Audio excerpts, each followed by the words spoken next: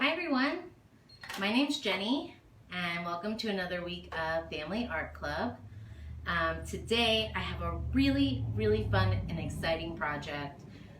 We are going to be stitching into burlap to make a unique and really beautiful wall hanging.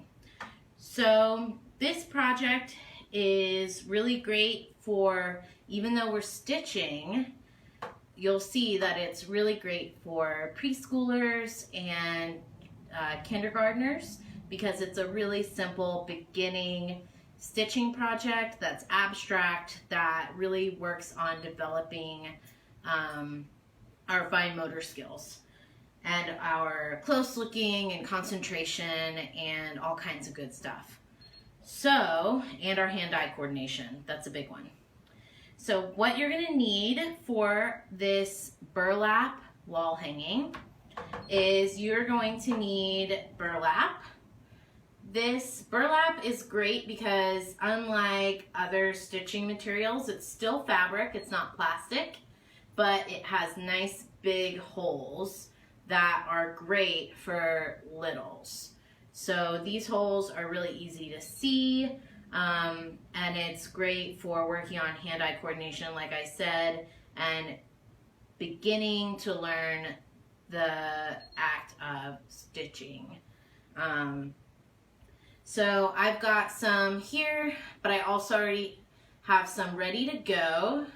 This project, it will take a little bit more time, so I did some of the steps in advance. So you'll also need a like a hoop, a sewing hoop. This one is wood. They're a couple bucks usually. And basically what you do is it's two hoops together, you sandwich the burlap in, and then you tighten it. And then that will make a really nice, easy stitching surface. So, we are ready to get started. But before we start stitching, I want to add some color. So this is a really fun two-part project where we're going to paint on our canvas, which now we have burlap canvas, and then we are going to stitch. And it's going to make this really beautiful, colorful wall hanging that you can make one, your kiddo can make one, and you can hang them together. So when I put this burlap in, I don't want to trim too close to my hoop because burlap naturally frays, and I like the way it frays, but if you make it too close, you'll end up fraying in your work of art that you're creating today. So just a heads up. So you can see it really easily will fray from you, which kind of makes a kind of cool edge. So when we're painting, let me show you what kinds of paints I'm using. So you can use watercolor. The thing is, you're not ever going to want to get your paint too wet. Because if you get your paint too wet, it's just going to become like a soppy mess. So I'm actually going to be, I am still going to be using water, but I'm going to be really doing like a dry brush technique, which I'll show you. So there are a couple different tools that you may or may not want to use, and which I'll be using, and I can kind of show you what they are. So I'm predominantly going to be using these. These are called tempera cakes. They're similar to watercolor, but instead they have a little bit more opacity, but they're really great. It's basically tempera paint that is dry, and then when you add water from your brush, it makes a wet tempera paint. You can just look up tempera cakes online. These are a really fun neon set, so that's what I'm going to use today. But they have a wide range of colors. They're low mess, they're washable, they're super great. I love them, especially for painting with littles. They're just a little bit more opaque than watercolor. If you want to use watercolor, you're welcome to. Watercolor will work just as well. You just want to make sure that you're not getting your brush too wet. So another tool that I'm going to use today, maybe, it's kind of like I'll see how I get going with the temper cake, and then I might decide to add some of this on top. I don't know if you all have seen these before. These are a great low mess solution for painting. They're called Quick Sticks, Kwickstix. I buy them for the museum. They come in thin ones like this. These happen to be metallic, but most of them you'll see are kind of like a glue stick, but they're actually tempera paint that is solid, and they dry in 90 seconds. So it is a solid tempera stick that works like a paint, but is super low mess. And because it's solid and it's kind of gel, you can use the Quick Stick here on this fabric without adding a bunch of water, because you don't need to add any water to these. You just uncap them and then go right onto your burlap. What I'm going to do though is I'm going to start with the temper cake and then maybe fill in with these Quick Sticks. So let me show you. I'm going to put these off to the side, and I'm going to pull my temper cake palette onto my tray, and I'm going to just briefly show you how to layer the paints on here so that you don't get too much moisture. So I have paper towels here, and I have my big brush, and I have a thing of water. I'm still using water, especially with these temper cakes, because they are dry. You can't just it's dry. You have to add water, like a watercolor. I feel like these are even more dry than watercolor. Like watercolor still keeps like a gel almost, but these temper cakes really do dry out. So I think for this one, I'm going to try some green. So I'm just going to swirl my brush around in this temper cake. And you notice I'm just kind of brushing quite a bit on the temper cake because I want to pick up lots and lots of pigment onto my brush. So then you can see that I'm not really going and dipping back in the water very much.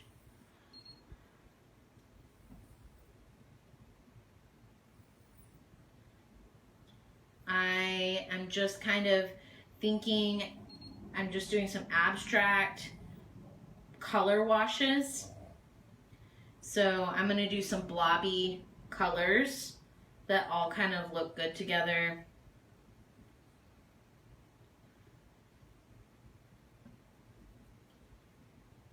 And really just like the more water you add, the more translucent and messy and the more your paint will bleed, which is great for when you're blending.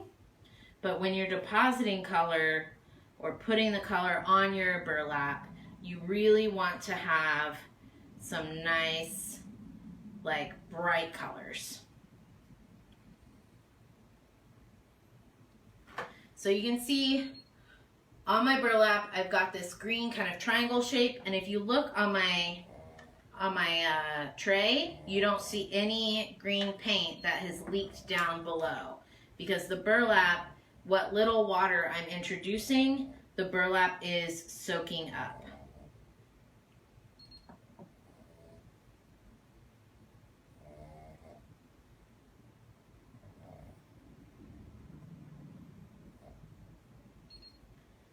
So this is really fun. You can, if I was doing this with kiddos, I would kind of set this section up first and let them just kind of go wild with painting.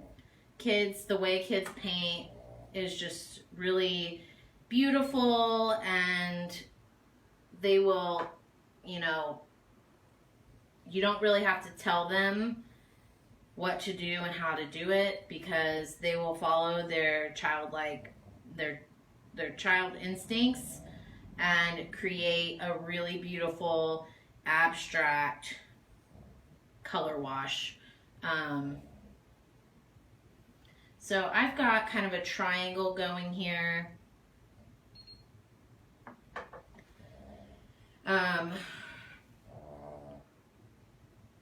And then I'll show you real quick that with the temper cake, I can still blend. So I've got my yellow here, and I'm going to blend between the green and the yellow.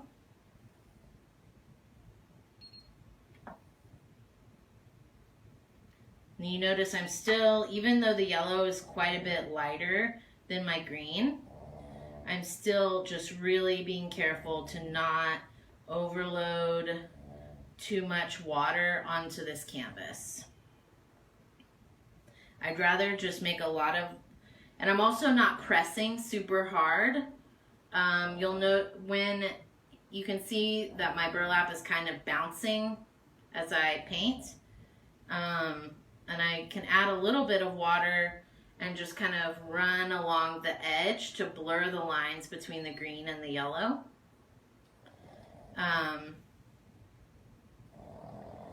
But I'm not jamming my paintbrush into my burlap. I'm just being pretty gentle. So you can see I've got kind of a green triangle, and I don't know if you can actually see that because the yellow is pretty light. So I think I want to make my yellow a little brighter. So that's where I'm going to take my quick sticks, my yellow quick stick. And this is great because you can just, it's even when it's damp, it acts even more like paint. And I'm just going to go a little bit over here, and then I'm going to use my finger. You could also use a brush to blend.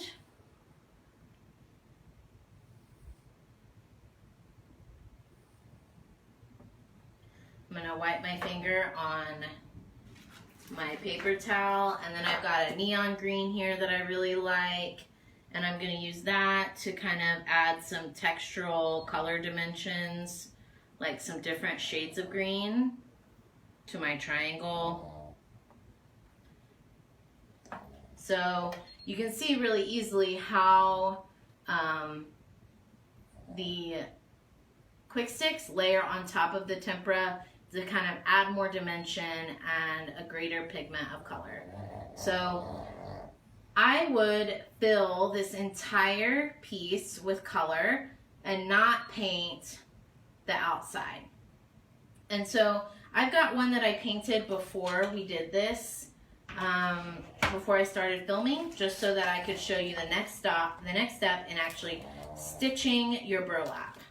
So I'm going to put these to the side. And with the magic of, I don't know, not television, but whatever. Ta-da! We've got a finished one. So you can see with this one, I did some blending of colors and I ringed it around, and I created this really cool neon shape colored wave. And for this one, I added the tempera cake, and I also did quick sticks. So I did all tempera cake, and then I added some dimension with the quick sticks. Like I went in with the yellow where it was really light, and I added some orange details. Quick sticks are just a really fun and great tool to use, especially for littles. So low mess. And then the next thing you're going to need for this part, so you've got your burlap, you've got and it's in your hoop. You're going to leave it in the hoop. The hoop is actually going to be part of your display. And then you're going to need either a plastic it's like a plastic needle. These are great for really littles. Or you can use, I've got a couple metal needles. This one is a really big eye, and this one is slightly smaller. Depending on, you know, your comfort level with needles or whatever, these are also really, they're blunt tips. They're not gonna, like, even if you poke your thumb, it's very blunt. It's not going to draw blood unless you do it really, really hard. And then actually another tip that my friend, Brianna Heffley Shepherd, who's one of our teaching artists, taught me is, you know, when you're stitching with a metal, especially a metal or potentially sharp needle, you always want to know where your needle is. And so she taught me this really cool trick with magnets where you can take a magnet from your fridge and the needle will stick to the magnet. And that way you can kind of just, when you're not actively stitching with it, you always know to rest your needle on your magnet, and that will keep it safe. It'll keep it from falling on the floor. You can also, if you're ready to stop for the day and like maybe want to continue this, you can, or you have a bigger project, you can put it on top of your burlap and then take another magnet and stick it to the other side so that your needle is actually just magnetized to your sewing project. So when you're working with littles and you're going over needle safety, it's really important to always talk about how you need to keep an eye on where your magnets, where your needles are at, just in case, so that they don't get lost. So I'm going to set those to the side, and then you're going to need yarn. This is just a normal, regular craft yarn, just an acrylic craft yarn. I'm going to cut, you don't need a ton. It actually, the bigger piece of yarn you use, the more likely it is to get tangled. So I'm going to start by making a really pretty large knot, because you have to remember how big your holes are in your burlap. You don't want your yarn to pull through. So I'm actually going to make a pretty big boy knot. I'm going to do it 3 times just to be safe. So I've got a really big knot there. I can tighten it and then I can trim the end. And then when you're sewing with littles, it's really great to kind of come up with a limerick. Grown-ups, you can help with the threading the yarn through the needle. I'm actually going to switch to my big metal needle. The eye is still really large, so it's not that hard, but grown-ups, you can help with this part.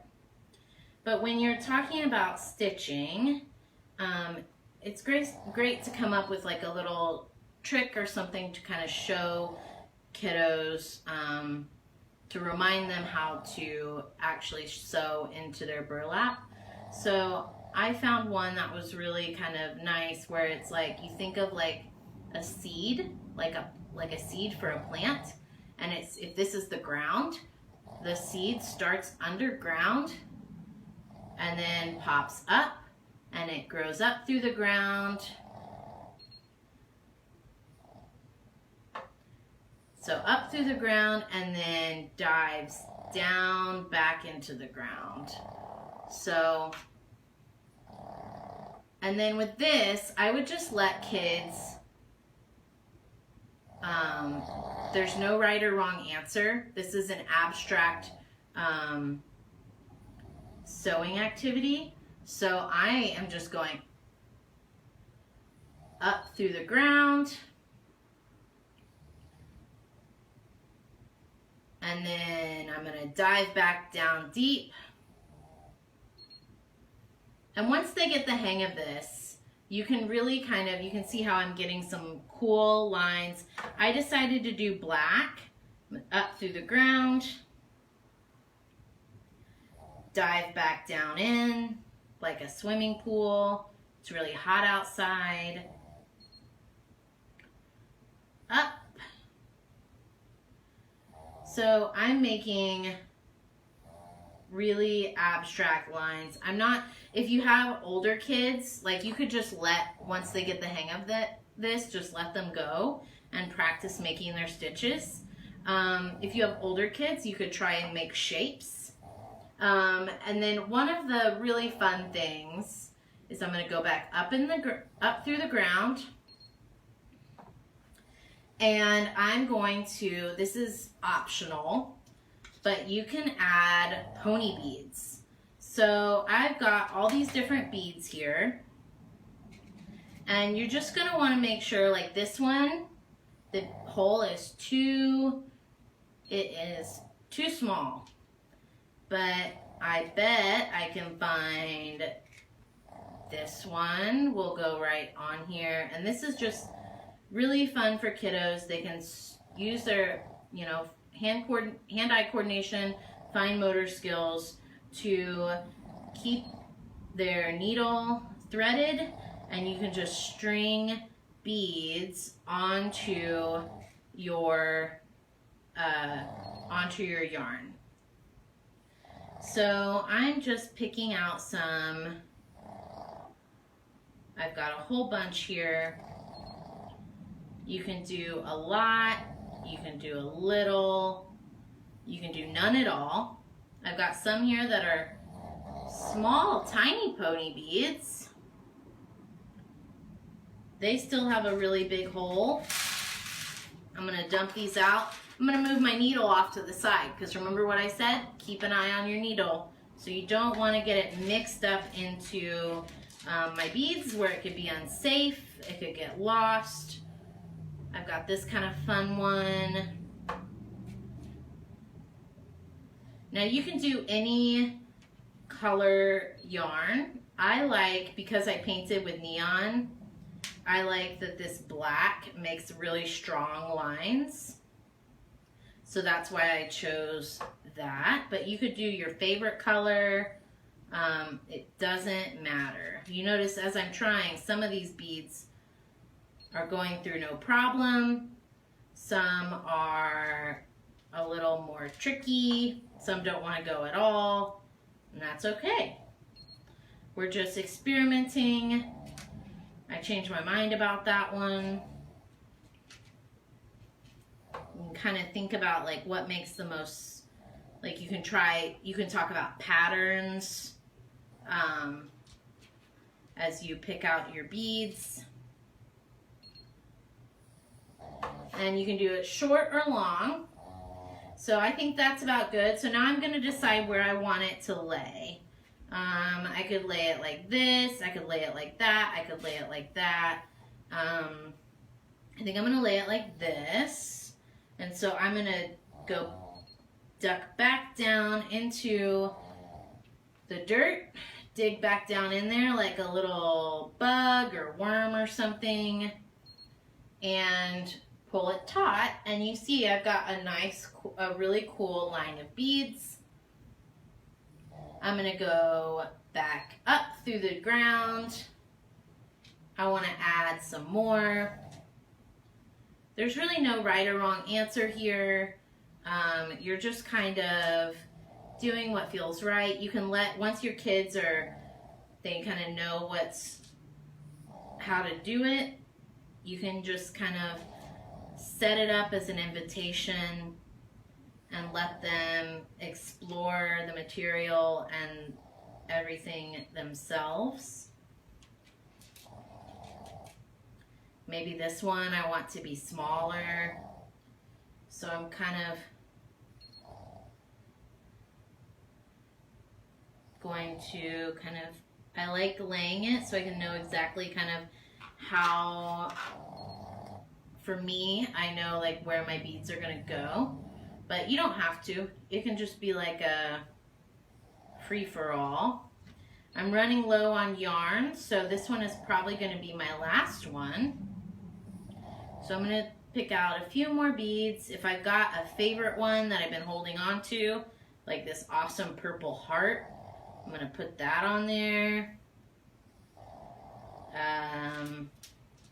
I've got some cool glitter ones. Really any kind of pony bead or bead that I buy beads in like for the museum, like in a big pack. That's just a giant mix of beads that I have no idea what I'm getting. And that's actually my preferred way to get beads, because I just think you always get some cool looking ones and they're always just pretty fun. So I do want to get a couple little guys. So I've got a little tiny yellow one and a little blue one. The little ones are harder to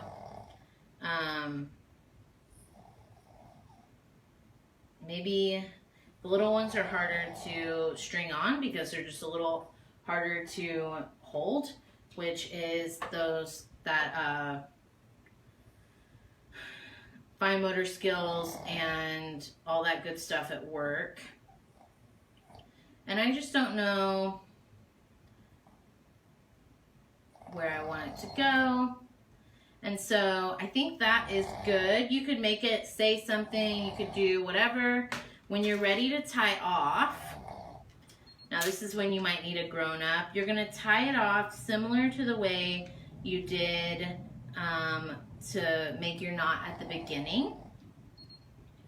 Another trick that Brianna taught me, the textile extraordinaire, is you can put your needle down exactly where you want your knot to go and pull up, and you'll get a knot that's right there at the surface of your fabric, which is a huge pro tip. I did not know how to do that until she taught me. So shout out to Brianna. So you take your knot. I've got my really loose knot ready to go here. You take your needle, you put the needle through your hole, and then you tie it tight so that you're almost like tying a knot on the needle. And then you can pull your needle out and then tighten your knot, and you get a really awesome knot right there at the surface of your burlap. So it's not going anywhere. So you can keep going, you can do another color, you can do more stitching, whatever you want. It's gonna look really cool, and especially if you do a couple of them or 3 of them and you hang them, you can just kind of hang them on a nail or something, or you can make a hanger with this burlap by just like putting some yarn through the burlap to make a hanger like that, hang it on the wall. It's just a really cool kind of abstract exploration that is fun for, I mean, all ages. I actually had a lot of fun making this, but it's great. You can do it over a couple different days because you have to wait for the paint to dry before you can sew into it. And there's all kinds of fun stuff you can do. So I hope you have a lot of fun. This project's awesome, and I will see you next week. All right, bye guys. Let me find my remote. Okay.